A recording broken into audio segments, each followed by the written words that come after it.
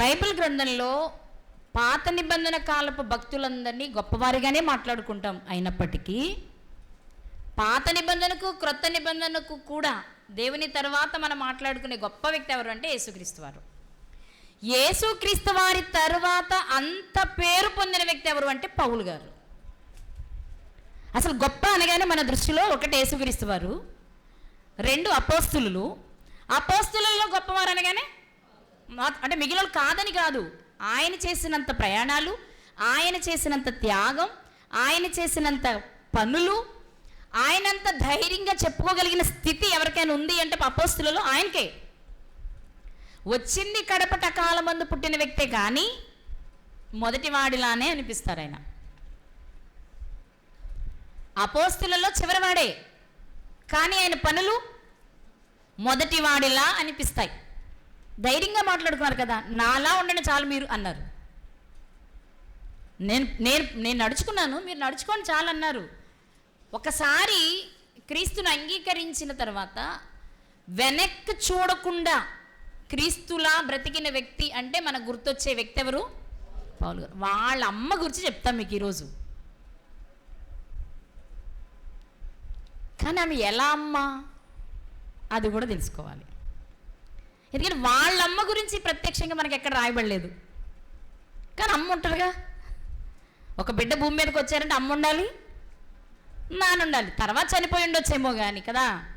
కానీ అంత గొప్ప వ్యక్తి ఆమె నాకు తల్లి అనగలిగారు అంటే అసలు ఆమె ఎంత గొప్పదో అర్థమైందా? ఆమె నాకు తల్లి అనగలిగారంటే అసలు ఎవరినంటే ఊరికి అనేస్తాం ఎవరినైనా. ఇప్పుడు ఒక వ్యభిచారి ఉందనుకుందాం, ఫర్ ఎగ్జాంపుల్ ఒక వ్యభిచారి ఉందనుకోండి. వ్యభిచారిని వాళ్ళ పిల్లలే మా అమ్మ అని చెప్పుకోవడానికి సిగ్గుపడతారు. లేకపోతే ఒక దొంగ ఉంది, ఒక అమ్మాయి దొంగ, లేకపోతే ఒక అమ్మాయి వేశ్య, లేకపోతే ఒక అమ్మాయి నీచమైన మాటలు మంచి క్యారెక్టర్ కాదనుకోండి, ఆమె మా అమ్మ అని చెప్పగలమా మనం? నిజంగా అమ్మైనా కూడా ఆమె మనసు కానీ పరిస్థితి కానీ మనకు నచ్చలేదనుకోండి, ఏదోలే అమ్మలే అంటాం, ఇష్టంగా చెప్పడానికి ప్రయత్నం చెయ్యం. కానీ ఒక తల్లిని చూపించి లేక ఒక స్త్రీని చూపించి ఆమె తన పిల్లలకే కాదు నాకు కూడా తల్లి అంటున్నారంటే ఆమె ఎంత గొప్ప క్యారెక్టర్ కలిగిన తల్లో. పైగా చెప్పే వ్యక్తి చిన్న వ్యక్తి కాదు. పౌలు గారంతటి వ్యక్తి ఒక తల్లిని చూపించి చాలామంది స్త్రీలకు వందనాలు చెప్పారు ఆయన, కానీ ఒక తల్లిని మాత్రం నాకు తల్లి అన్నారు. ఆమె ఎవరో చూద్దాం. రోమీయులకు రాసిన పత్రిక 16వ అధ్యాయం. పౌలు గారు రోమీయులకు రాసిన పత్రిక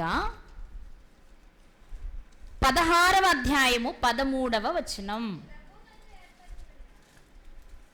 ప్రభునందు ఏర్పరచబడిన రూపునకు వందనములు, అతని తల్లికి వందనములు, ఆమె నాకు తల్లి.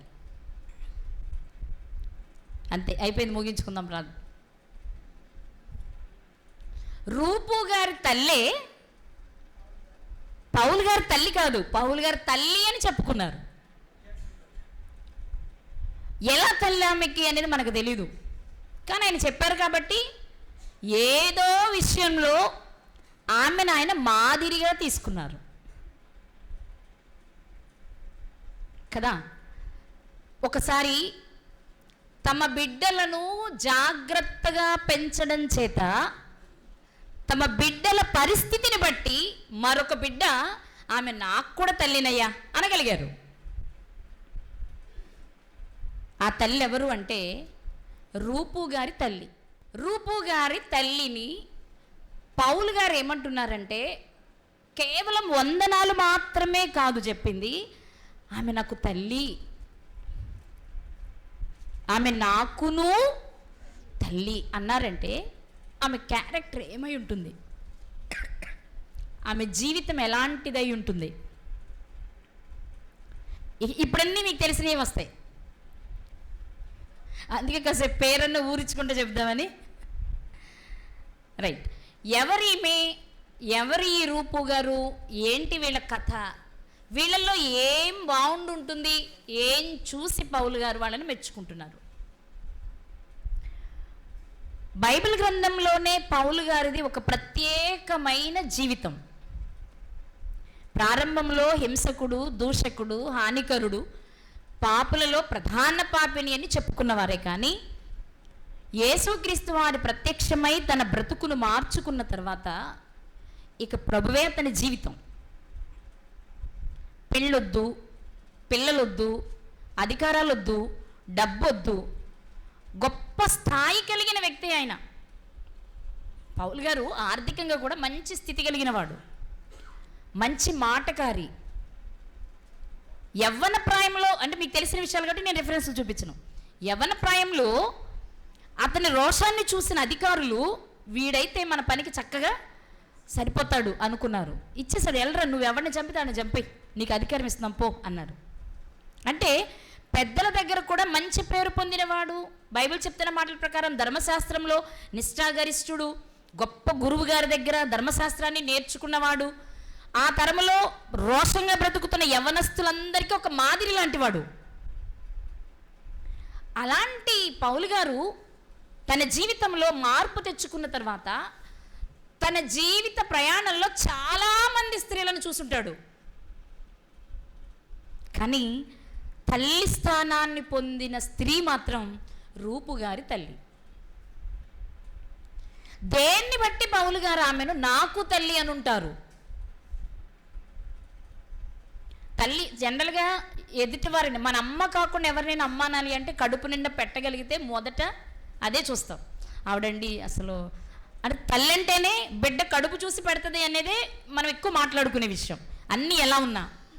అలా ఎదుటివారి పిల్లల గురించి కూడా చూడగలిగితే, వాళ్ళకు కూడా కడుపు నిండా పెట్టగలిగి వాళ్ళను కూడా బాగా చూసుకుంటుంటే ఎవరైనా చెప్పే మాట ఏంటంటే, ఆమె అసలు మా అమ్మ చూడదండి అంత బాగా చూస్తుంది, నా తల్లి తర్వాత తల్లి లాంటిదండి, లేదా నాకు తల్లి లాంటిదండి అని మాట్లాడతాం.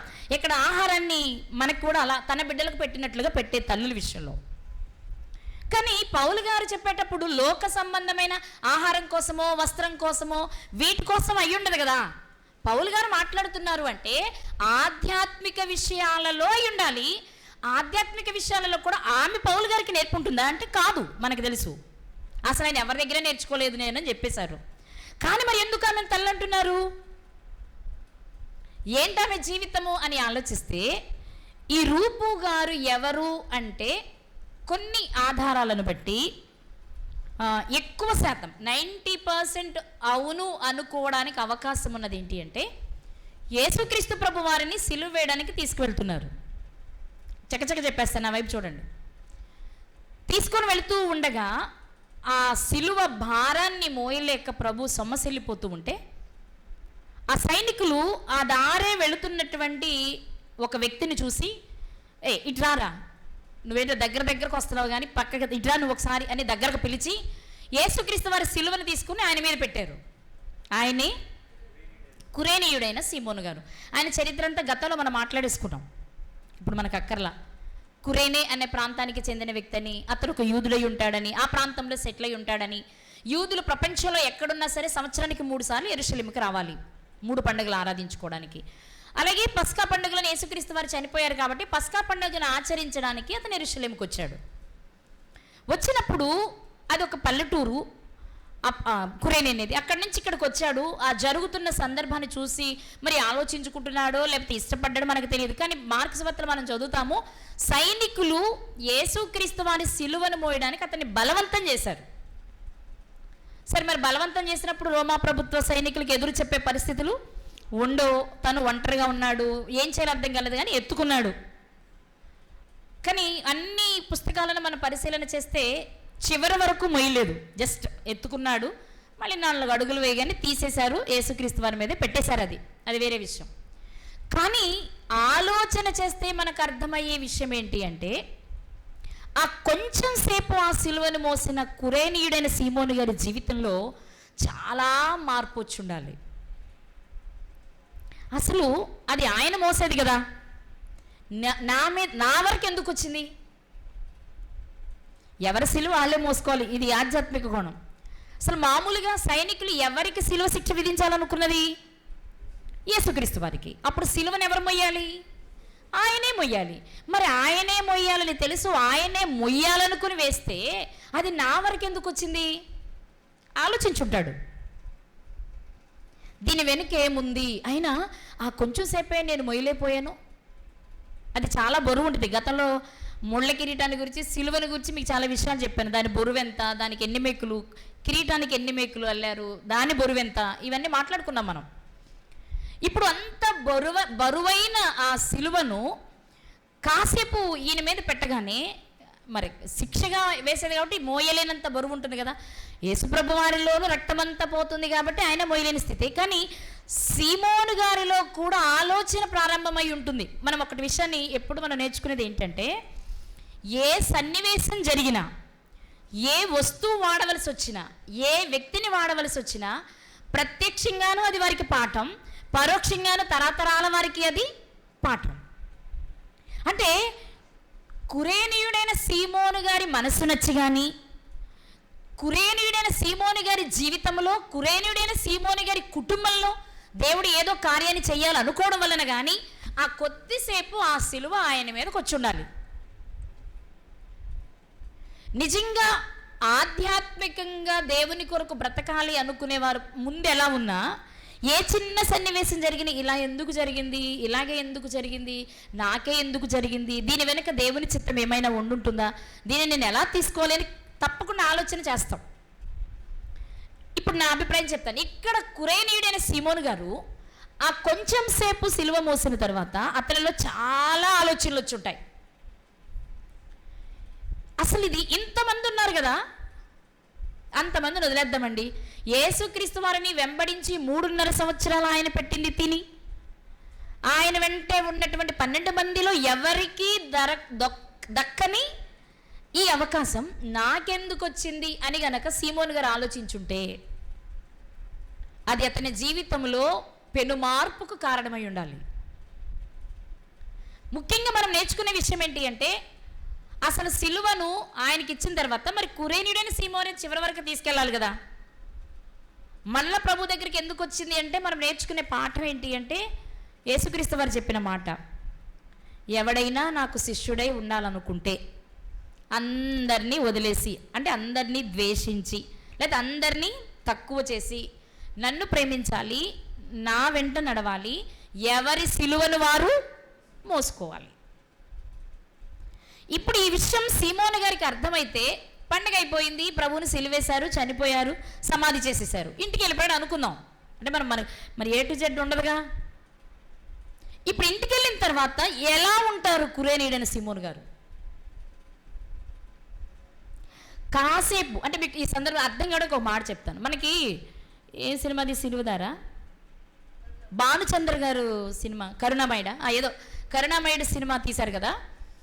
తీసినప్పుడు ఆ సిలువ ఘట్టాన్ని తీసేటప్పుడు, అదేనా ప్యాషన్ ఆఫ్ క్రైస్టా, అందులోనా కొరడా దెబ్బలు కొట్టినప్పుడు ఆ హీరోనా, మొత్తానికి ఎవరో ఈ తెలుగు సినిమానో హిందీ ఇంగ్లీష్ సినిమానో కానీ ఆ సినిమా తీసినప్పుడు యేసుక్రీస్తు వారి మరణ సందర్భాలను తీస్తున్నప్పుడు కొరడా దెబ్బలు కొట్టే సీన్లో ఆ దెబ్బలు కొడుతూ ఉండగా బై మిస్టేక్ ఒక దెబ్బ హీరోకి తగిలిందట.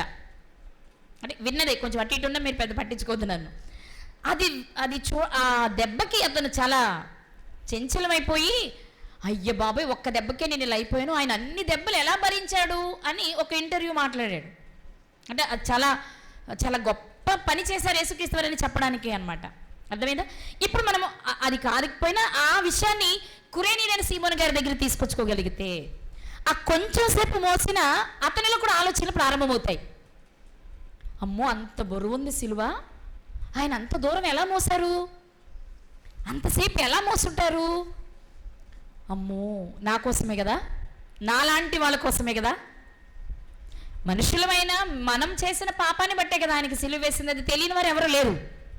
ఆనాటి ఇశ్రాయేలులకి యూదులకి చంపేటప్పుడే కాకపోతే తర్వాత అయిన విషయాలన్నీ అర్థమయ్యాయి కదా. ఇప్పుడు ఆ బరువైన సిలువను ఒక్కసారి తన భుజాల మీద పెట్టుకోగానే అప్పుడు ఎలా ఉన్నా ఆ తర్వాత చాలా రోజులు ఆ విషయం మీదే ఆలోచన జరుగుద్ది ఆయనకి. ఇంత భారమైన సిలువను మనమే పెట్టాము ఆయన మీద, ఆ భారంలో నా పాపపు వాటా కూడా ఉంది కదా, నా కోసం కూడా ఆయన బాధను భరించారు కదా. ఇలా ఎన్నో ఆలోచనలు చేస్తుంటారు ఆయన. ఈ ఆలోచనలు చేసినప్పుడు, తప్పకుండా ఆలోచిస్తున్నప్పుడు ఇంట్లో ఇల్లాలు ఏం చేస్తుంది, ఏంటండి పద్దాక ఆలోచిస్తున్నారు అని అడుగుతారు లేదా? మనం ఆలోచిస్తుంటే మంచి అయినా చెడైనా, హ్యాపీగా ఉన్నా ఏంటంత ఆనందంగా ఉన్నారు అంటారు. బాధగా ఉంటే ఏంటో డల్గా ఉన్నారు, ఏమైంది నాతో చెప్పకూడదా అంటావు. సహజంగా జరిగేది. ఎందుకంటే మన ఇంట్లో భర్తకి అలాంటి సన్నివేశం అయితే భార్య అడుగుద్ది, భార్య పరిస్థితి అదైతే భర్త అడుగుతుంది. ఇది సహజంగా జరిగేదే. ఇప్పుడు కురేనీయుడైన సీమోను గారు కూడా ఆ వీధులలో జరిగినది చూసిన తర్వాత, యేసుక్రీస్తు వారికి వేసిన సిలువను చూసిన తర్వాత, ఆయనకు కొట్టిన దెబ్బలను, ఆయనకు పెట్టిన ముండ్ల కిరీటాన్ని, వాళ్ళు చేస్తున్న హేళనను, ఆ సన్నివేశం అంతా చూసిన తర్వాత చాలా రోజులు దాని గురించి ఆయన ఆలోచించుకుంటూ ఉండుంటాడు. ఇప్పుడు భార్యాభర్తలు ఇద్దరు కలిసి దాని గురించి మాట్లాడుకొని ఉంటారు.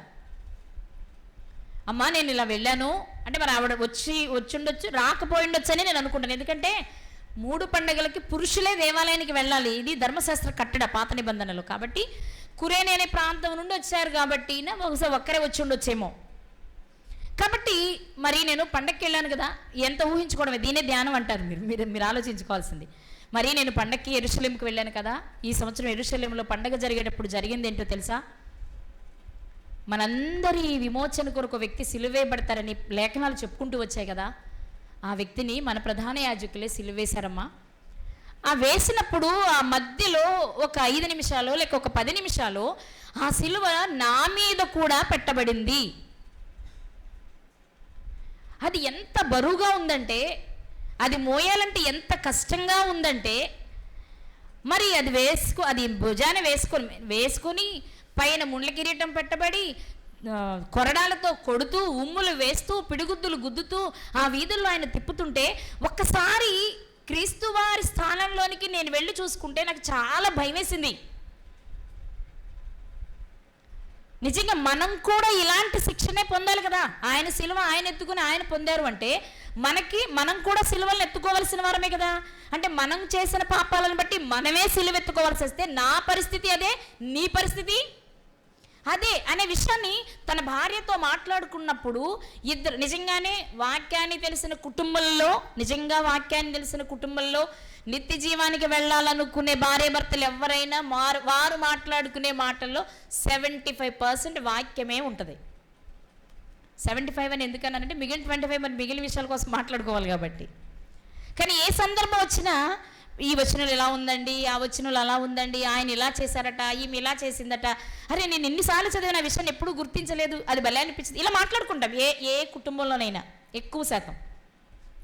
ఇప్పుడు మనం మామూలుగా ఆలోచిస్తే కురేనీయుడైన సీమోని గారి మనసు ఎక్కడో దేవునికి నచ్చిందేమో, అతనిలో పూర్తి స్థాయి మార్పులో లేక తర్వాత తరాల వారికి అతనిని ఒక పాఠంగానూ దేవుడు ఉంచాలనుకున్నారేమో. ఇప్పుడు తన భార్యతో కలిసి ఈ విషయాలను మాట్లాడుకుంటూ ఉంటే తప్పకుండా ఆమె కూడా ఆలోచిస్తుంది. అంటే నా అభిప్రాయం ఏం సుమా, మళ్ళీ దీన్ని నేను ఎక్కడ మీకు ఆధారాలు చూపించలేను. మనకున్న ఏకైక ఆధారం ఏంటంటే పౌలు గారు నాకు తల్లి అన్నారంటే ఆమె మంచిదై ఉండాలి. అది విషయం. ఎలా మంచిదై ఉంటుంది, ఎలా ఆమెలో మార్పు వచ్చి ఉంటుంది, ఏం చేసి ఉంటుంది అంటే, సీమోను గారు జీవితంలో జరిగిన చిన్న పని తన భార్యతో షేర్ చేసుకుని ఉండాలి. ఇప్పుడు మాట్లాడుకుని ఉండాలి.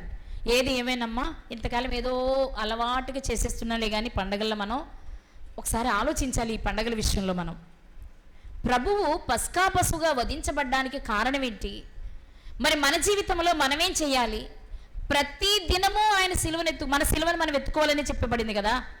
ఆయన ఎలా తనకు అప్పగించిన సమయంలో ఆ పని చేశారో మనం కూడా ఎప్పుడో ఒక్కసారి కాదుగా మనం సిలువను ఎత్తుకోవాల్సింది. మనం ఎప్పుడు ఎత్తుకోవాలి? మన సిలువలు మనం ఎప్పుడు ఎత్తుకోవాలి? ప్రతి దినము మీ సిలువను ఎత్తుకుని నన్ను వెంబడించమని యేసుక్రీస్తు వారు చెప్పారు కదా.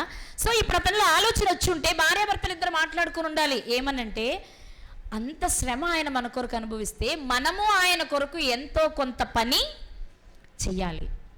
ఎంతో కొంత పని బయట వారికి చెప్పే ముందు మన కుటుంబాన్ని కట్టుకోవాలి. మొదటి విషయం. ఇంట గెలిచే అంతేనా, గెలవాలి. అలాని మరి కొన్ని సందర్భాలు కుదరదు కదండి, కుదరదు. కానీ ఇటు పోరాటం చేస్తూనే ఉండాలి. నేను చాలా ప్రయత్నించాను, మరి ఇంకేం చేయను, వదిలేశాను, ఇటు వచ్చేసానంటే కుదరదు. ఇది తెచ్చుకోవడానికి ప్రయత్నం చేస్తూనే టైం అయిపోద్ది కాబట్టి మరొక వైపు ప్రయాణం, ఇటు ప్రయత్నం చేయాలి, అటు ప్రయాణం చేయాలి. అబ్బాయి నేను నా ఇంట్లో వాళ్ళని రక్షించుకోలేదండి కాబట్టి నేను ఇప్పుడే పని చేయనంటే మరి టైం అయిపోతుందేమో కదా, ముగింపు అయిపోతే మరి నష్టపోతాం కదా. అందుకని ఏం చేయాలి, చెప్తూ ఉండాలి ఇటువైపు కుటుంబాన్ని రక్షించుకోవడానికి. ఎందుకంటే ఎవడైనాను తన స్వకీయులను విశేషముగా తన ఇంటి వారిని సంరక్షింపకపోయిన ఎడల చెప్పరేంటండి, వాడు విశ్వాస త్యాగము చేసిన వాడై అవిశ్వాసి కన్నా చెడ్డవాడగును. తిమోతికి రాసిన మొదటి పత్రిక 5:8. అంటే ఇంటి వారిని రక్షించుకోకపోతే ఆ వ్యక్తి రక్షించబడిన వాడైనా అవిశ్వాసి కన్నా చెడ్డవాడైపోయే ప్రమాదం ఉంది. అలాని రక్షించుకోకపోతే అంటే రక్షించబడే వరకు ఉండమని కాదు, రక్షించుకోవడానికి ఆఖరి క్షణం వరకు ప్రయత్నం చేసేవాడై ఉండాలి. ఎందుకంటే కొందరు మారచ్చు, కొందరు మారకపోవచ్చు. అది మన చేతుల్లో ఉన్నది కాబట్టి ప్రయత్నం మాత్రం మానకూడదు. అర్థమైందండి? మన కుటుంబాలను అంటే భర్త రక్షించబడి భార్య రక్షించబడలేదనుకోండి, ఆమె కొరకు ప్రయత్నం చేస్తూనే ఉండాలి. పిల్లల రక్షణ పొందలేదనుకోండి, వారి కొరకు ప్రయత్నించాలి. పిల్లలే రక్షించబడి తల్లిదండ్రులు రక్షించబడలేదనుకోండి, వాళ్ళ కొరకు ప్రయత్నం అనేది 100% జరగాలి. అప్పుడే మనం విశ్వాసులమైతే మన విశ్వాసం నిలుస్తుంది. ఏమోనండి చెప్పాను, ఇక నాకు విసుగొచ్చింది, నా వల్ల కాదు, నేను చెప్పను అన్నావు అంటే నీ విశ్వాసం కూడా డ్యామేజ్ అయ్యే ప్రమాదం ఉందంటుంది మరి బైబిల్. నేను చెప్పే మాట కాదు ఇది.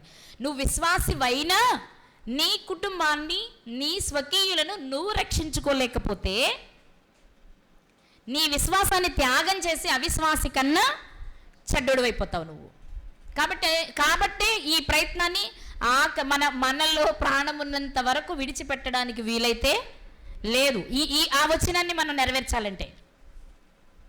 కాబట్టి ఇప్పుడు సీమోన్ గారు ఏం చేసి ఉండాలి, భార్యతో సంప్రదించుకుని ఉండాలి. భార్య భర్తలు ఏం చేయాలి ఇప్పుడు ముందు మన కుటుంబాన్ని మనం రక్షించుకుని మన కుటుంబం అంతా కలిసి ఎవరి సిలువలు వాళ్ళు ఎత్తుకొని మనం నమ్మకంగా ఆఖరి క్షణం వరకు ప్రయాణం చెయ్యాలి అని మాట్లాడుకుని ఉంటారు. కొంతకాలం గడిచింది కాబట్టి బహుశా కురేనీయుడైన సీమోను గారు మరణించారేమో.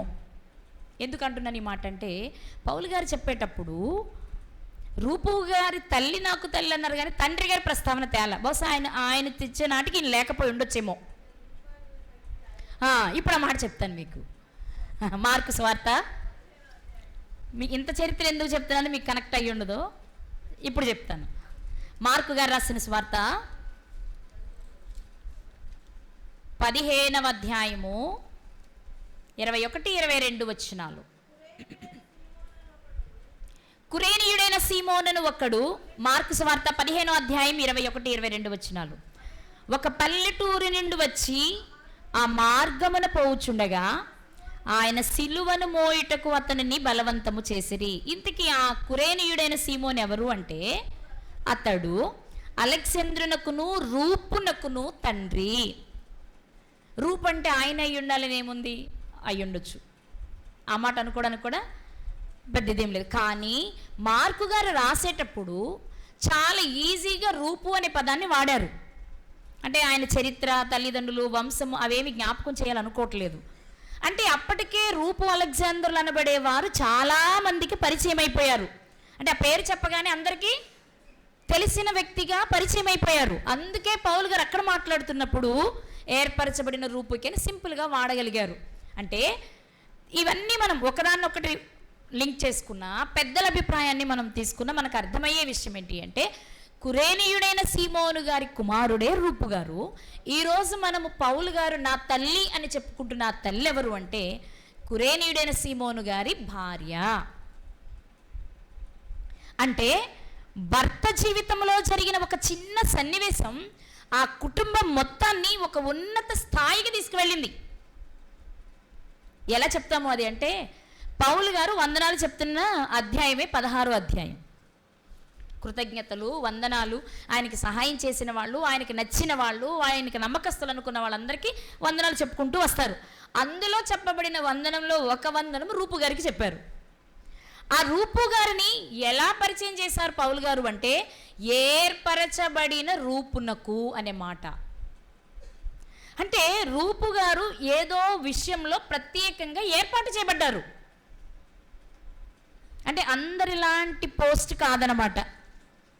ఏదో ప్రత్యేకమైనది లేదా 10 మందిలో గౌరవప్రదమైన స్థానాన్ని సంపాదించుకున్నారు రూపు గారు. మనకి ఏర్పరచబడిన వారు అంటే రెండు అర్థాలు వస్తాయి. ఒకటి భౌతికపరమైన పని చేయడానికి ఏర్పరచబడిన వారు, రెండు నిత్య జీవానికి ఏర్పరచబడిన వారు. మనకు తెలుసు కదా, అపవాదిని గురించి మాట్లాడుతూ మత్తయి సువార్తలో ఏర్పరచబడిన వారిని సహితము మోసం చేసే శక్తి కలిగింది అబద్ధపు క్రీస్తులు, అపవాది సంతానం అని మనకు తెలుసు కదా. అక్కడ ఏర్పరచబడిన వారంటే అర్థం ఏంటి? ఎవరు? లోక సంబంధమైన పనిని కాదు, ఏర్పరచబడిన వారిని కూడా మోసం చేస్తుందంటే ఇక వీళ్ళు పరలోకి వెళ్ళిపోతారు అనుకున్న వీళ్ళను కూడా అపవాది మోసం చేస్తుందా అని అర్థం కదా. అంటే ఏర్పరచబడిన వారు అంటే భౌతికంగా ఒక పని కొరకు నియమించబడిన వారు కావచ్చు, ఆధ్యాత్మికంగా లేక నిత్య జీవాన్ని స్వతంత్రించుకోవడానికి అర్హత కలిగిన వారైనా అయి ఉండొచ్చు, లేదా రెండు అయి ఉండొచ్చు. ఇప్పుడు రూపు గారి స్థానం ఏంటి అని మనం ఆలోచన చేస్తే ఒక ప్రత్యేకమైన స్థానంలో ఉన్నారు. అది ఏర్పాటైన గుంపులో అతను ఒకడు. అది ఎందుకొరకు ఏర్పాటు అనేది నేను చెప్పాలనుకోవట్లేదు, ఎందుకంటే నాకు తెలీదు. భౌతికపరమైన ఇప్పుడు ఆహారాన్ని పంచిపెట్టడానికి 7గురిని ఏర్పాటు చేసుకున్నారు. అలాగే సువార్త పరిచర్య చేయడానికి అయి ఉండొచ్చు, సంఘాన్ని కట్టడానికి అయి ఉండొచ్చు, ఒక సంఘం నుండి ఒక సంఘానికి సమాచారాన్ని తీసుకువెళ్ళే పని కోసం అయి ఉండొచ్చు, ఏ పని కోసమైనా ఏర్పాటు అయి ఉండొచ్చు. రెండు, ఏర్పాటై జాగ్రత్తగా బ్రతుకుతున్న వారిలో ఈ వ్యక్తి చాలా బాగున్నాడండి. పౌలు గారు చెప్పుకున్నట్లు తన గురించి తాను, అదే పౌలు గారు రూపు గారి గురించి కూడా చెప్తూ ఉండొచ్చు. అతనండి చాలా బాగున్నాడు కాబట్టి నాకులా అతను కూడా నిత్య జీవానికి అర్హుడే, అంతలా బ్రతుకుతున్నాడు అని కూడా అయి ఉండొచ్చు. ఏది ఏమైనా రూపు గారి స్థానం ఏంటి అంటే ఒక గౌరవప్రదమైన స్థానంలో ఉన్నారు. అయితే ఆ స్థానాన్ని గుర్తిస్తున్నారు పౌలు గారు. రూపు అనబడే అతను అంత గొప్ప వ్యక్తి కావడానికి కారణం, మాట్లాడేంటి ఎవరు? అబ్బా ఎంత అద్భుతంగా చెప్పారమ్మా. మనం మాట్లాడుకుంటుంది సీమోను గారి గురించి కాదు, తల్లి గురించి. పౌలు గారు వందనాలు చెప్పింది రూపు గారు తండ్రికి కాదు, తల్లికి. ఏర్పరచబడిన రూపుకి వందనాలు, అతను ఆ ఏర్పాటుకు కారణం తల్లి, ఆమెకు వందనాలు. ఆమె నాకు తల్లి, ఇది మీరు గుర్తుపెట్టుకోండి. ఇప్పుడు మనం మాట్లాడుకునేదంతా తల్లిని గుర్చే. అంటే స్వతహాగా ఆమె భక్తిపరాలై ఉండొచ్చు, లేదా భర్త చెప్పిన మాటల వలన ఆమె తన జీవితాన్ని ఇంకా అద్భుతంగా మార్చుకొని ఉండొచ్చు. ఇక భర్త లేకపోయినా పిల్లలను దేవుని కొరకు పెంచి ఉండొచ్చు. నా మాట వినాలి మీరు. రూపు గారి క్యారెక్టర్ను చూసి రూపు గారి తల్లిని మెచ్చుకుని ఆమె నాకు తల్లి అంటున్నారు పౌలు గారు. నా మాట మీకు అర్థమైందా? నిద్రపోతున్నారా? ముగిస్తా, చెప్పండి. రూపు గారి క్యారెక్టర్ చూశారు, రూపు గారి మాటను చూశారు. ఒక రకంగా చెప్పాలంటే రూపు గారిని స్కాన్ చేశారు. ఎవరు? పౌలు గారు. చేస్తే ఆయనకు అర్థమైంది నెంబర్ 1 కుర్రోడండి, ఏ పని ఇచ్చినా అద్భుతంగా చేయగలడండి. కానీ ఆ పని చేయడానికి, ఆ స్థాయికి రావడానికి, అంత ఉన్నతంగా పెరగడానికి కారణం నాకు బాగా అర్థమైంది ఏంటో చెప్పనా? వాళ్ళ అమ్మ. కాబట్టి ఆమెకు కూడా నా వందనాలు. కేవలం ఆయనకి తల్లి కాబట్టే కాదు, అసలు ఆమె ఎలాంటిదంటే నాలాంటి వాళ్ళకు కూడా తల్లి. అంటే ఎంత బాగా పరిచర్య చేసి ఉంటుందో, కుమారుణ్ణి దేవుని కొరకు ఉన్నతంగా పెంచడానికి తాను ఎన్ని కష్టాలు పడి ఉంటుందో, ఎంత కష్టమైనా తన బిడ్డను ఒక ఉన్నత స్థాయిలో తీర్చిదిద్దడానికి ఆ తల్లి ఎంత కష్టపడి ఉంటే పౌలు గారు ఆమెను నాకు తల్లి అనగలుగుంటారు. అది ఎందులో తీసుకోండి, ముఖ్యంగా ఆధ్యాత్మిక విషయాలే మాట్లాడుకోవాలి. పౌలు గారి విషయం వచ్చేటప్పటికి మనం భౌతికపరమైన విషయాల గురించి అయితే మనం ఆయన గురించి ఎక్కువ చెప్పుకోక్కర్లా, ఎందుకంటే ఆయన మాటలన్నీ ఆధ్యాత్మిక సంబంధమైన విషయాలని ప్రస్తావిస్తూ వచ్చారు. కాబట్టి రూపు గారికి వందనాలు చెప్పేటప్పుడు రూపు గారి తల్లిని జ్ఞాపకం చేసుకుని కేవలం ఆమెకు వందనాలు మాత్రమే చెప్పకుండా, ఆమె ఆయనకే కాదండి నాకు కూడా తల్లి. అసలు ఒక తల్లిని చూపించి లేక ఒక స్త్రీని చూపించి ఆవిడండి మా అమ్మండి అనగలుగుతున్నారు అంటే ఆయన హృదయం ఆమె విషయంలో ఎంత సంతృప్తి చెందిందో. మనమేనా అంతే కదా, మనకు బాగా నచ్చితే నా బిడ్డ అండి, నా కూతురండి అంటాం సహజంగానే. కొంతమంది పిల్లలు నేను అంటాను, ఈ అమ్మాయి నాకు పుడితే ఎంత బాగుండు అంటాను, లేకపోతే నేను పెంచుకుంటాను, నా దగ్గరికి వస్తే బాగుండు అంటే. ఎందుకంటే వాళ్ళ ప్రవర్తన చూస్తాం, వాళ్ళ మాట తీరు చూస్తాం, వాళ్ళు చేసే క్రియలను చూస్తాం. అప్పుడు వీళ్ళు భలే నీట్గా ఉంటారే, చక్కగా మాట్లాడతారే, ఎప్పుడు బైబిల్ చదువుకుంటారే, దేవుని పని అంటే ఇష్టంగా చేస్తారే, వీళ్ళు నా కడుపును పుడితే ఎంత బాగుండు అనిపిస్తుంది ఉదాహరణకి. అలాగే ఆమె తన కుమారుణ్ణి పెంచిన విధానం కానీ, అప్పటికి కుమారుడు సమాజంలో సంపాదించుకున్న స్థానాన్ని కానీ చూస్తే మనకు అర్థమయ్యేది ఏంటి అంటే ఆమె ఎంత గొప్ప తల్లో. మనకి యునీక్ గారు తెలుసు, తిమోతి గారిని అద్భుతంగా పెంచారు కదా. ముఖ్యంగా అండి చాలామంది తల్లులు ఉన్నా యునీకి గారిని ఎక్కువ ఎందుకు చెప్తామో తెలుసా? శ్రమలు ఎక్కడుంటాయో చూసి ఎవరి దగ్గర ఉంటే తన కుమారుడు బాగుంటారో ఎంచి పౌలు గారికి అప్పగించిన తల్లి యునీకి గారు. ఆయనే మాట్లాడతారు కదా 2వ పత్రిక రాస్తూ, అంతియొకయలో ఈకొనియలో నేను పడిన బాధ శ్రమను చూసి వచ్చిన వాడివి నువ్వు అని తిమోతి గారితో మాట్లాడతారు పౌలు గారు. అంటే శ్రమను చూసి వచ్చారంటే అక్కడ ఆయన పడిన శ్రమను చూసిన తర్వాత కూడా ఇలాంటి శ్రమలే ఉంటాయని తెలిసి తన కుమారుని దేవుని పరీక్ష కొరకు పంపిన తల్లి యునీకి గారు. ఇప్పుడు రెండో విషయం, రెండవ సందర్భంలో మనం జ్ఞాపకం చేసుకోవాల్సిన తల్లి ఎవరు అంటే రూపు గారి తల్లి. ఎందుకు అంటే ఆ రోజుల్లో ఉన్న పరిస్థితులు అవే కదా. పౌలు గారి పీరియడ్ అంతా కూడా శ్రమలే కదా. క్రైస్తవులు అంటే ధర్మశాస్త్రం ఎరిగిన యూదులు, ఇశ్రాయేలీలు, అన్యులంతా క్రీస్తుని అంగీకరించి క్రైస్తవులుగా మారుతుంటే చాలా మంచోళ్ళని దగ్గరికి పిలిచి వాళ్ళని స్టేజ్ ఎక్కించి షాల్ కప్పి సన్మానాలు చేయలేదు. కనిపించిన వాళ్ళని కనిపించినట్టు చిత్తకొట్టే పనిలో ఉన్నారు ఆ రోజు క్రీస్తుని నమ్ముతున్నారంటే. అలాంటి టైంలో కూడా తన బిడ్డని ఉన్నతంగా పెంచిన తల్లి. పౌలు గారు ప్రత్యేకంగా వందనాలు చెప్పారు. ఇప్పుడు దేమా గారు ఉన్నారు, దేమా గారి విషయంలో ఆయన చెప్పిన విధానం ఒకలా ఉంది. లోకాన్ని స్నేహించాడు, నన్ను విడిచి వెళ్ళిపోయాడు అని. అలా కొంతమందిని గురించి చెప్పారు. నేను జైల్లో ఉన్నప్పుడు నన్ను వదిలిపెట్టి వెళ్ళిపోయాడని చాలామంది పేర్లు ఆయన ప్రస్తావించడం జరిగింది. కానీ రూప గారి విషయంలో ఆయన ప్రత్యేకంగా కృతజ్ఞతగా ప్రేమగా ఏం చెప్తున్నారు? వందనాలు చెప్తున్నారు. అంటే అతను ఎలాంటి వాడై ఉండాలి? ఆ చెప్పిన వందనాలను బట్టి మంచివాడు. కానీ ఆ మంచికి ప్రధాన కారణం మాత్రం చెప్తున్నారు, మిగిలిన వాళ్ళ గురించి చెప్పకపోయినా ఆయన కదా. తిమోతి గారిని గురించి చెప్పేటప్పుడు నీ యందు నాకు కనబడుతున్న నిష్కపటమైన విశ్వాసం ఈరోజు నీలో కొత్తగా వచ్చిందని నేనేం అనుకోను తిమోతి. ఎందుకంటే ఇది మొదట నీ తల్లి యునీకలో చూసా, దానికంటే ముందు వాళ్ళవ్వ లోయలో నేను చూసా. అంటే అందరినీ చూసుకుంటూ వచ్చిన తర్వాతే వాళ్ళని గురించి చెప్పుకొచ్చారు ఆయన. ఇప్పుడు ఇక్కడ రూపు గారి తల్లిని గురించి మాట్లాడుతూ ఆమె చాలా మంచిది, చాలా గొప్పది, బిడ్డను బాగా పెంచింది అని చెప్పడమే కాకుండా తన బిడ్డని ఎంత బాగా పెంచిందో మనం ఈరోజు ధ్యానించుకోవడానికి వీలుగా ఆమె నాకు తల్లి అని చెప్పగలిగారు. ఎవరిని పడితే వాళ్ళని తల్లులు అనలేము, ఎవరిని పడితే వాళ్ళని పిల్లలని కూడా. అసలు మన పిల్లలే తప్పు చేస్తే అసలు నా కొడుకే కాదండి, నా కూతురే కాదండి, నీళ్ళు వదిలేసానండి అంటాం మనం. అదే మంచోళ్ళైతే మా అబ్బాయినండి, మా అబ్బాయి, వాళ్ళ నాన్న నేనే అంటాం, లేదా వాళ్ళ అమ్మని నేనే అంటాం. సహజం అది ఎవరమైనా. మంచి అయితే నలుగురికి తెలియాలనుకుంటాం, చెడైతే ఎవరికి తెలియకూడదు అనుకుంటాం కదా. ఇప్పుడు మరి పౌలు గారు ఆ తల్లిని ప్రస్తావించకుండా కానీ, ఆ తల్లికి వందనాలు చెప్పకుండా కానీ, ఆ తల్లి పట్ల ఆయనకున్న అభిప్రాయాన్ని చెప్పకుండా కానీ ఉండలేకపోతున్నారు అంటే ఆమె స్థాయి ఏంటి? అది మనం అర్థం చేసుకోవాల్సిందే. ఎవరో తను కన్నని బిడ్డ కూడా, తన చేతుల్లో పెరగని వారు కూడా తనను తల్లిగా భావించగలుగుతున్నారు అంటే తన బిడ్డల్ని ఎంత బాగా పెంచిందో కదా. అంతేనా? స్త్రీ అయినా మరి భర్త ఉన్నాడు, అప్పటికి లేడనే అనుకుందాం మ్యాక్సిమం, చాలా కాలం జరిగిపోతుంది కాబట్టి లేకపోయి ఉండొచ్చేమో.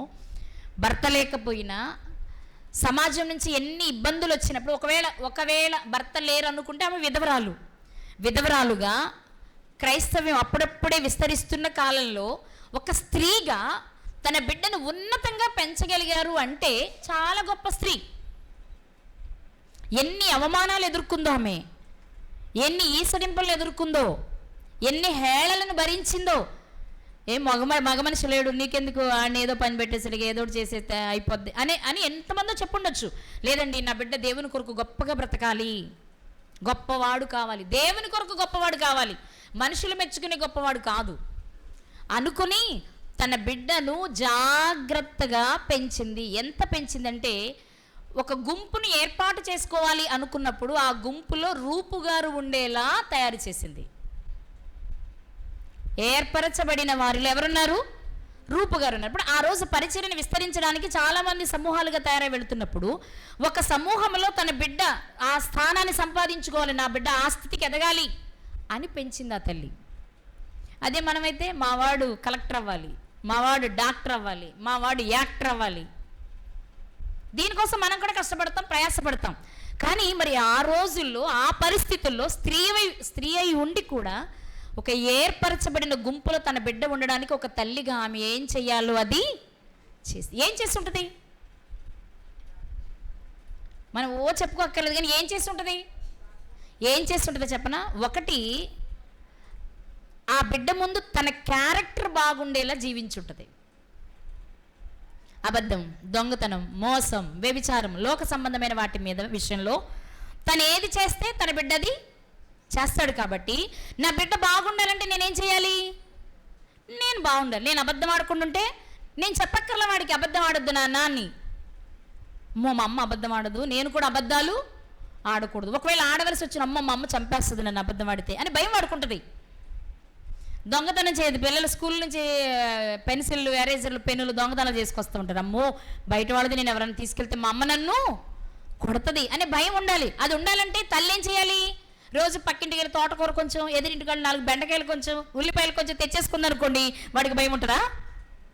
అంటే తను ఏం చేయాలి? ఎక్కడైనా సందర్భం వచ్చినా తప్పు నాన్న, మనం ఎవరి అలా తెచ్చుకోకూడదు, ఒకవేళ అవసరమైతే అడిగి వాళ్ళు ఇస్తే తెచ్చుకోవాలి అనే విషయాన్ని తల్లి నేర్పకల చేస్తూ ఉంటేనే ఆటోమేటిక్గా వాడు గమనించి అలా బ్రతకడానికి అవకాశం. మంచైనా చెడైనా మనం ఏది చేయుట, తండ్రి ఏది చేయుట కుమారుడు చూచునో వాడదే చేస్తాడన్న బైబిల్. అంటే రూపు గారు గొప్పగా బ్రతకడానికి తన తల్లి మొదట తీసుకున్న నిర్ణయం ఏంటి అంటే, నేను దేవునికి ఇష్టంగా బ్రతికితే నా బిడ్డ దేవునికి ఇష్టంగానే బ్రతుకుతాడు. నేను ఆజ్ఞానుసారంగా బ్రతికితే, లేఖనాలను అనుసరించి నేను బ్రతికితే నా బిడ్డ అలాగే బ్రతుకుతాడు. ఇది మొదటి పని. అంటే తాను త్యాగం చేస్తూ, తాను ఒక నిర్ణయాన్ని తీసుకొని తాను బ్రతుకుతూ తన బిడ్డ బ్రతకడానికి అవకాశం కల్పించుండాలి. రెండవది ప్రార్థన చేసి ఉండాలి. ఈ రెండూ చేస్తే, నా వైపు చూడండి, రెండూ చేస్తే తప్పకుండా కుమారుడు నిజంగానే అందరిలో ప్రముఖమైన స్థానాన్ని అధిరోహిస్తాడు. ఏ కుటుంబాన్ని తీసుకోండి, మీరు ఏ కుటుంబాన్ని తీసుకోండి, ఒకటి చేసి ఉన్నత స్థాయి ఉంటాడంటే నేను చెప్పలేను. ఒకటి, మనం వాడి ఎదుట సాక్షిగా బ్రతకాలి. రెండు, వాడు అలా బ్రతుకుట కొరకు మన వంతుగా ప్రార్థన రేయి మొదటిజామున లేచి చేయాలి. ఈ రెండు ఉంటే మాత్రం ఆ పిల్లలు నిజంగా అలాగే తయారవుతారు. నువ్వు లోకంలో ఎంత ఇవ్వు, వాడు నిత్య జీవాన్ని పొందుతాడు లేడో చెప్పలేము. కానీ ఒక మంచి సాక్ష్యం కలిగిన జీవితం, మన జీవితాన్ని వాడికి ఒక సాక్ష్యంగా పెట్టగలిగితే వాడు కూడా సమాజంలో మంచి సాక్ష్యాన్ని పొందుతాడు. ఇది నిజం. ఎవరో చెప్పారు, ఎవరైనా చెప్పారా? దేవునికి పరిశుద్ధాత్మ ప్రేరణతో రూపు గారి తల్లి గురించి రాయించండి అని ఎవరైనా చెప్పారా? మరి ఈరోజు మనం ఎందుకు మాట్లాడుకుంటున్నాం? ఆ రోజు ఆమె తన జీవితాన్ని లోకం వైపు చూడకుండా దేవుని వైపే చూస్తూ తన బిడ్డలు బ్రతకాలని, తాను బ్రతకాలని, మా కుటుంబం దేవునిలో ఎదగాలని, మేము నిత్య జీవాన్ని స్వతంత్రించుకోవాలని ఒకనాడు నిర్ణయం తీసుకొని ఉంటారు భార్యాభర్తలుగా వాళ్ళు. దాని కొరకు భర్త ఉన్నా లేకపోయినా కట్టుబడి తన బిడ్డల్ని దేవుని కొరకు పెంచింది. అందుకే పౌలు గారు అంటున్నారు, అబ్బా అలాంటి తల్లులు ఎవరికైనా తల్లులే, నాకు మాత్రం ముఖ్యంగా రూపుకు మాత్రమే కాదు, ఆమె నాకు తల్లి. ఎందుకు? ప్రార్థన పరురాలండి, విశ్వాస యోధురాలండి. శ్రమలొచ్చినా దేవుని వైపే చూసింది కానీ లోకం వైపు చూడలేదండి. లోకంలో ఏవో 4 రూపాయలు వస్తాయని పిల్లల్ని లోక సంపాదన కోసం పెట్టింది కాదండి. దేవునిలో బ్రతకడానికి, దేవుని కొరకు బ్రతకడానికి ఎలా అవసరమో తాను ఎన్ని సమ్మెటి దెబ్బలైనా తింది కానీ తన బిడ్డలు మాత్రం దేవుని కొరకు ఉన్నతంగా పెంచిన తల్లి. కాబట్టి ఆమె నాకు కూడా తల్లి. ఈరోజు దేవుడు మనతో మాట్లాడుతున్న విషయం, అసలు మన పిల్లలే కనీసం మనల్ని తల్లిదండ్రులు అనగలరా? ఆధ్యాత్మిక విషయాలలో. భౌతికంగా అంటే తప్పదుగా, ఇష్టం ఉన్నా లేకపోయినా మమ్మీ అని పిలవకపోయినా అమ్మో అని అన్న పిలవాలి, ఎందుకంటే తప్పదు, కన్నాం కాబట్టి కదా. కానీ మధ్యాహ్నం దేవుడు మనల్ని అడుగుతున్న ప్రశ్న ఏంటో తెలుసా? మన సౌలు లేక పౌలు గారి తల్లిని గురించి ఎక్కడ మనకు ప్రస్తావించబడలా. ఆమె కష్టపడి పెంచి ఉంటుంది కదా. ప్రారంభంలో ధర్మశాస్త్రానికి అనుకూలంగా పెరిగేలా చేసి ఉంటుంది. గమనీయులు గారి పాదాల దగ్గర ఆ తల్లిదండ్రులే పెట్టుండాలి. మరి చిన్నోడికి ఈయన మాత్రం వెళ్ళిపోయి ఉన్నాడు కదా. ఆ విద్య నేర్పించడానికి వాళ్ళు ప్రయత్నమే చేసి ఉండాలి. కానీ ఆమెను గురించి ప్రస్తావించలేదు. కానీ పౌలు గారంతటి వ్యక్తి ఒక స్త్రీని చూసి ఆమె మా అమ్మ అండి అనగలుగుతున్నారు అంటే ఇక మీరు, నేను కొంచెం చెప్పాను టైం అయిపోయి, ఆమెను గురించి మీరు మీ ఇష్టం వచ్చినట్టు అల్లేసుకోండి. వద్దా వాక్యానుసారంగా అల్లుకోమన్నానని మీరు ఏ అల్లికి పడితే ఏ తాకలు జడలాగా అల్లొద్దు. అద్భుతంగా ఒక గొప్ప వ్యక్తి నాకు తల్లి అనగలిగాడు అంటే ఆమె ప్రవర్తన ఎలాంటిదై ఉంటుంది. దేన్ని బట్టి అన్నారు ఆయన? పిల్లల పెంపకాన్ని బట్టి కదా, రూపుగారిని బట్టే కదా. కాబట్టి పిల్లల్ని ఎలా పెంచుంటుంది, ఆమె ఎలాంటి పరిస్థితులను ఎదుర్కొని ఉంటుంది, ఆమె భక్తి ఎలాంటిది, ఆమె విశ్వాసం ఎలాంటిది, ఆమె దేన్ని ఆశించి పెంచింది, అసలు అంతటి మాట పౌలు గారు అన్నారు అంటే ఆయన ఎంత గమనించుంటారు. ఇవన్నీ మీరు వాక్యపు వెలుగులో పరిశీలన చేసుకుంటే ఆమె యొక్క గొప్పతనం మీకు కూడా అర్థమవుతుంది. కానీ ఒకటే, మనల్ని మన పిల్లలు కూడా ఆధ్యాత్మిక విషయాల్లో నా తల్లి నాకు మాదిరేనండి. ఆమె బైబిల్ చదివే విధానం బట్టి నాకు చదవాలనిపిస్తుంది. ఆమె మాట్లాడే విధానం బట్టి నాకు అవకాశం వస్తే మాట్లాడాలనిపిస్తుంది. ఆమె పరిచర్య చేసే విధానాన్ని బట్టి నాకు పరిచర్య చేయాలనిపిస్తుంది. ఆమె ఎంతున్నా తగ్గించుకుని జీవించే విధానాన్ని బట్టి తగ్గించుకుని బ్రతకాలనే విషయం నాకు అలవాటు అయిందండి. ఏదైనా సరే ఒక మంచి విషయాన్ని నీ బిడ్డ నిన్ను చూసి నేర్చుకోగలిగితే నిజంగా ఆ తల్లుల జీవితం ధన్యమే. మంచికి అంటే తల్లిదండ్రులకు తప్పదు కదా అనొచ్చేమో మీరు. అందరు తల్లిదండ్రులు వాక్యాన్ని నేర్పరు కదా. కాబట్టి ఈరోజు దేవుడు మనతో అంటున్న మాట ఏంటంటే, నీ పిల్లలు నిన్ను అనగలుగుతున్నారా అంటే వెరీ గుడ్, సంతోషమే.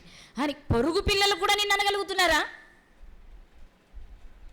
అంటే మిమ్మల్ని చూస్తే భలే అనిపిస్తుందండి, మిమ్మల్ని చూస్తే ప్రార్థన పరులంటే ఇలా ఉండాలా అనిపిస్తుందండి అని ఎదుటివారు కూడా మన గురించి సాక్ష్యము ఇవ్వచ్చు అంటే మన ప్రవర్తనలో ఉండాలి కదా. అలా ఉంది. ఎవరి ప్రవర్తన? రూపు గారి తల్లి ప్రవర్తన. ఇప్పుడు ఆమె రూపు గారికి మాత్రమే తల్లి కాదు, ఆధ్యాత్మిక విషయాలంటే కూర్చోబెట్టి పౌలు గారికి ఏదో వాక్యాలు నేర్పిందని కాదు, జీవిస్తే ఇలా జీవించాలి అనే ఒక మోడల్గా ఉన్న తల్లిలా ఆమెను గుర్తించారు ఆయన. కాబట్టి ఆ గొప్ప భక్తుని దృష్టిని తాకగలిగింది ఆమె భక్తి జీవితము. రూపు ఇంత బాగున్నాడే, ఎక్కడి నుంచి వచ్చింది ఇది? మనం కూడా అంతే కదా, బాగా మాట్లాడినా బాగా పాడుతున్నా వెంటనే వెనక్కి వెళ్తాం. వీళ్ళ ఫ్యామిలీలో ఎవరున్నారు ఇలా మాట్లాడేవాళ్ళు, ఎవరున్నారు ఇలా పాడేవాళ్ళు అని మనం ఆలోచిస్తాం. ఎవరున్నారు ఇంత జ్ఞానంగా మాట్లాడేవాళ్ళు అని కదా. మరి రూపు గారి ప్రవర్తన చూసినప్పుడు పౌలు గారు వెనక్కి వెళ్ళుంటారు. ఇతనికి ఇంత మంచి గుణం ఎక్కడి నుంచి వచ్చింది, ఎవరు నేర్పించుంటారు, లేదా ఎవరి లక్షణాలు ఇతనికి పడుంటాయి అని ఆలోచించినప్పుడు ఆమె జీవితము, ఆమె క్యారెక్టర్ ఆయన ముందు నిలబడి ఉంటుంది. అందుకే ఆమెను చూస్తూ మెచ్చుకుని నేను కూడా చాలామంది నా దగ్గరికి రాకపోయినా కొంతమందిని చూసి వీళ్ళు చాలా భలే ఉంటారు, పిల్లల్ని భలే పెంచుతారు, చక్కగా ఉంటారని మాట్లాడుతూ ఉంటాను. నేను వాళ్ళని ప్రత్యక్షంగా చూడను చాలామందిని నేను, కానీ వాళ్ళు ప్రవర్తించే విధానం, మాట్లాడే విధానాన్ని బట్టి అంచనా వేసుకుంటూ ఉంటాం. ఎవరికైనా అది నచ్చే విషయమే కదా. సో పౌలు గారు కూడా అలాగే గుర్తించి రూపు గారి తల్లిని ఆయన అంటున్న మాట ఏమని? ఆమె నాకు తల్లి. అంటే ఏ బిడ్డలోనైనా తన బిడ్డను చూసుకోగలిగిన విధానం ఆమెకుందేమో. కాబట్టి ఆమె అనేక మందికి తల్లి, అంతే కదా. ఇప్పుడు పౌలు గారు అమ్మ అన్నారు అనుకోండి, ఆయన బ్యాచ్ అంతా ఏమంటారు చెప్పండి? ఆయన బ్యాచ్ అంతా ఏమంటారు? మా పౌలు గారే అమ్మ అనగలిగింది, మేమంటే వచ్చింది అమ్మ అమ్మ అమ్మ అమ్మ అమ్మ అమ్మే అంటారు ఇక అందరూ. అట్లా అనేక మంది మనస్సును గెలుచుకున్న తల్లి రూపుగారి తల్లి. ఇక్కడ రెండు విషయాలు గుర్తుపెట్టుకోవాలి. రూపుగారు అంత ఉన్నతంగా పెరగడానికి తల్లి భక్తి, తల్లి విశ్వాసము, తల్లి మాదిరి అనుకుంటే, రెండు తల్లి పెంచితే పెరగగలిగిన స్థితిలో రూపుగారు కూడా ఉన్నారు. రూపుగారి ప్రవర్తనను బట్టే తల్లిని గుర్తించగలిగాం. ఇప్పుడు రూపుగారి ప్రవర్తన బాగపోతే చెడుగా గుర్తించేవాళ్ళం, కానీ మంచిగా గుర్తించి ఆమె పేరు ప్రస్తావించే పరిస్థితిలోనికి రావడానికి కారణం ఏంటంటే తల్లి పెంచగలిగిన స్థితిలో ఉంది, బిడ్డ పెరగగలిగిన స్థితిలో ఉన్నాడు. రెండూ జరిగినప్పుడు మాత్రమే ఏం జరుగుద్ది? గుర్తింపు వస్తుంది అనమాట దేవుని దృష్టిలో. కాబట్టి ఈరోజు మనం మాట్లాడుకుంటున్న తల్లి ఎవరి తల్లి?